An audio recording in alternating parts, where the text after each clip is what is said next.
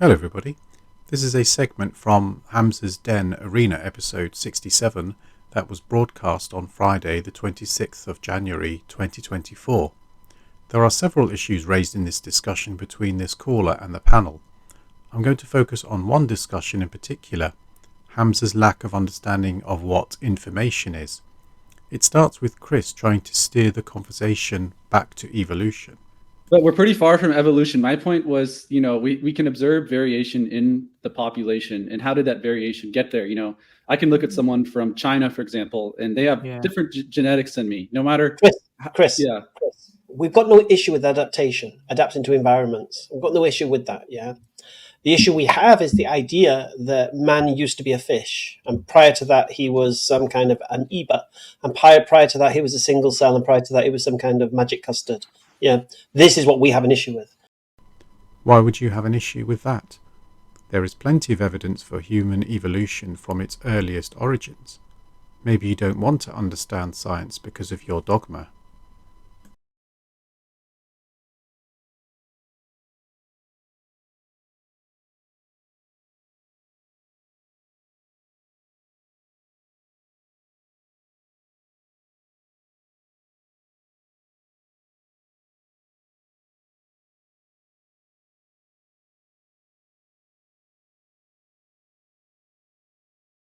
So DNA is kind of evidence for the existence of a creator? I don't think so. You don't think so? Okay, explain to me where the information in DNA arrives from. This is Hamza's favourite argument. He even said so himself in another discussion. He's picked it up from Stephen Meyer and his book, The Return of the God Hypothesis. Hamza was so enamoured by this book that he did a whole playlist reading chapters from it. Before we hear his ridiculous argument, I will summarise it as it is just another watchmaker argument. The premise is that DNA is like a code analogous to a computer code, and therefore intelligence is needed to create that information for the code. Let's hear Professor Dave in his debunk of Stephen Meyer demolish this nonsense. We know from our experience that information always arises from an intelligent source. Whether we're looking at hieroglyphic inscription or a paragraph in a book or information in a section of software code or even information embedded in a radio signal. Whenever we see information and we trace it back to its source, it always comes to a mind, not an undirected material process.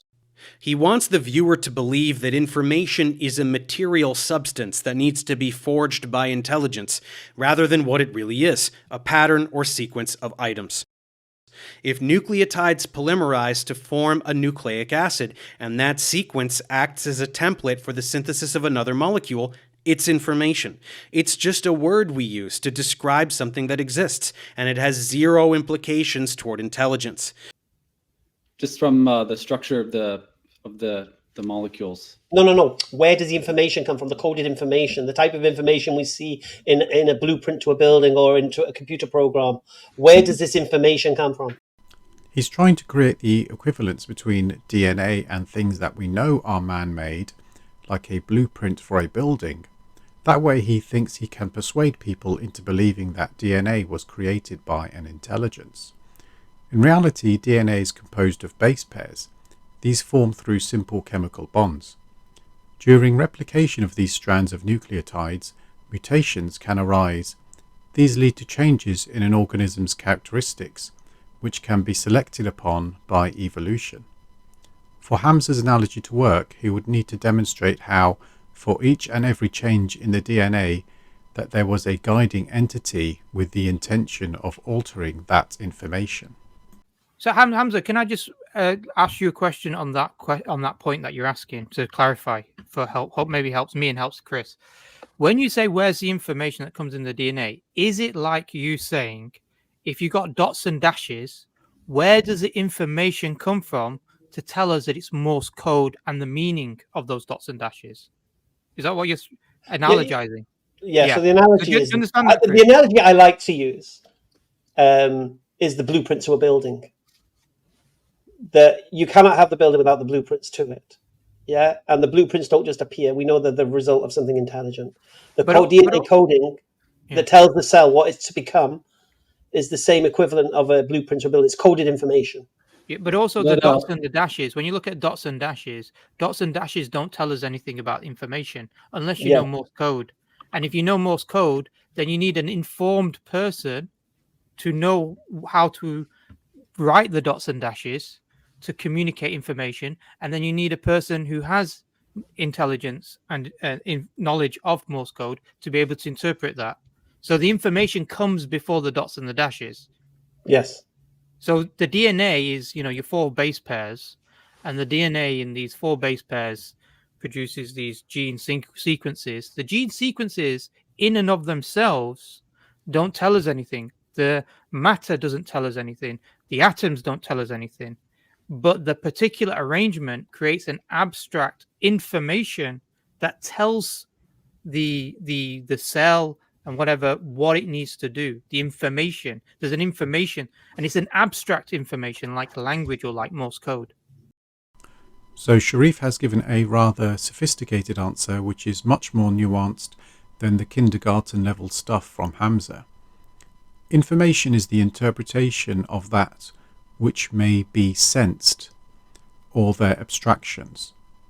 We can look and see that this star is there. This is information because we have sensed the light coming from the star. However, the star would exist even if there was no intelligence.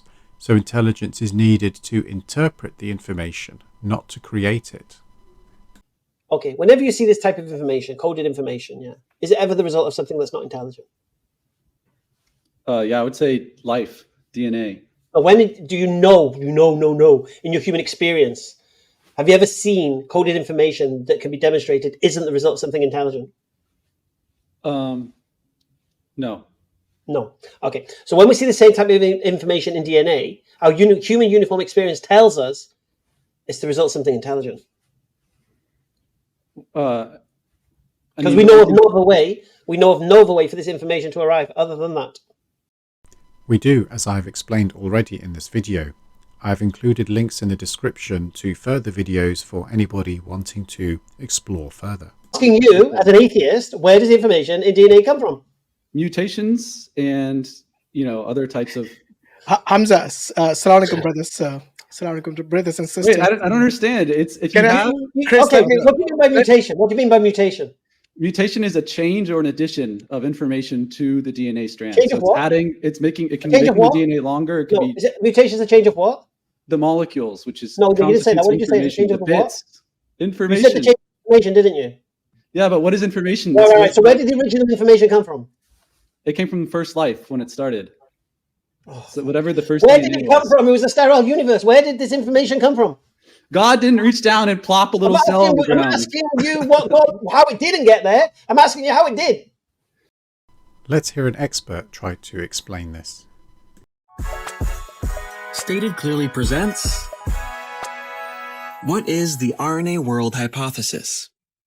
Scientists suspect that chains of a chemical called RNA, or something similar to RNA, kickstarted this entire beautiful mess that we call life.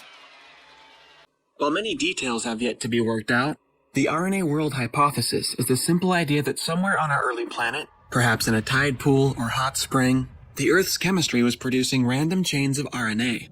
Once formed, they began replicating, evolving, and competing with each other for survival. As these chains evolved and diversified, some eventually began cooperating to produce the genetic code, a wide array of complex proteins, and even living cells which, from the perspective of RNA, can actually be thought of as houses or survival machines for RNA to live inside. To understand how RNA chains can interact with their environments, replicate, and evolve, we first need to understand the simple process of base pairing. Chains of RNA are made of nucleotides, small molecules that come in 4 different types labeled A, C, U, and G.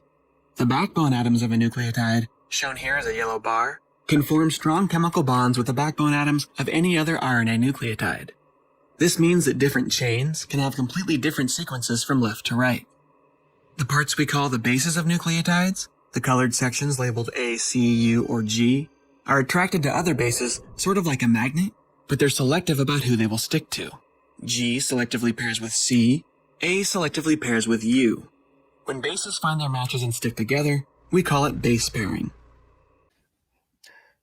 Okay, Okay, Hamza, my point is, let me my point rephrase is the not- question. One second, you're not Please getting tell me. anywhere with this Understand. idea. No, because, I am getting because somewhere. we Where observe did the that information DNA come from? changes. If Where God's did not the changing information come DNA, from? who's changing He the hasn't DNA? understood the question yet. Chris, where does information that tells what the cell should become come from?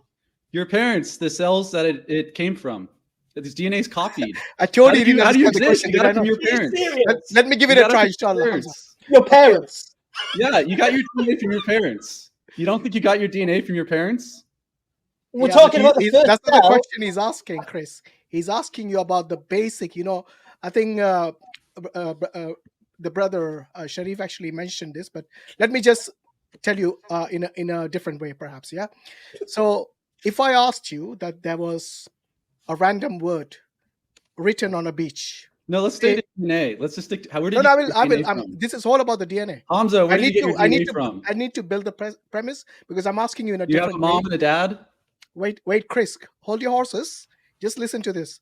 So if I No told more you that there was a analogies. word on the beach written, for example, the word basketball. Yeah, Yeah, somebody sure. wrote the word basketball on the beach. Yeah. If I asked you that, did this word originate from someone intelligent or was it just random? What would you say?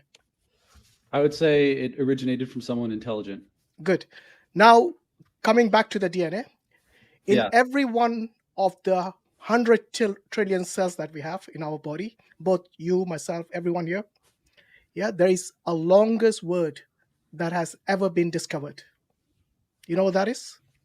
DNA. The human I genetic code. understand your point. Wait, let me finish, man. Chris, hold your horses. Yeah, Be okay. patient. So that longest word is the human genetic code. It is 3.4 billion letters long. Remember that word I told you about the basketball on the beach? Yeah. You said it can only come from an intelligent person. Now, this letter, this longest word is 3.4 billion letters. Okay? How is it we can find 3.4 billion letters of genetic alphabet in exactly the same order in every single human cell without It's not the same order. Without inferring, it is the same order. No, there's GTCA, mutations. Everyone's DNA is different. No. You check. I'm talking about the actual within the DNA. You know the nucleotides. He said in one organism, in one human. Yeah. He didn't say between humans. No, even one because you can have I'll tell you what, high why energy don't you- light hit DNA, and then you have whatever DNA in a questions you cell have, that's different than another cell. keep it for Until you yourself get cancer. until after I finished, so you can understand better. Now, without inferring intelligence and a will behind it, how is it possible for this massive word, 3.4 billion letters long, come? Hashim chips in with a classic watchmaker argument. We know that writing on a beach is man-made because we have plenty of examples of that occurring by humans and zero by nature. This is a poor analogy to DNA, which anybody who has been watching this video and understands how DNA can change will now realise. It is this change in the DNA which leads to the wide variety of life that we experience. For their analogy to work, they would need to demonstrate that there was an intention at the beginning to create each individual life form. Let's see if we can scientifically test this creationist notion of information requiring intelligence. Dr. Dan Stern-Cardinal here introduces the creationist claim. He then explains why it's wrong. So let's see why creationists are wrong about this. The reason is that information doesn't have to come from an intelligent source. That's it.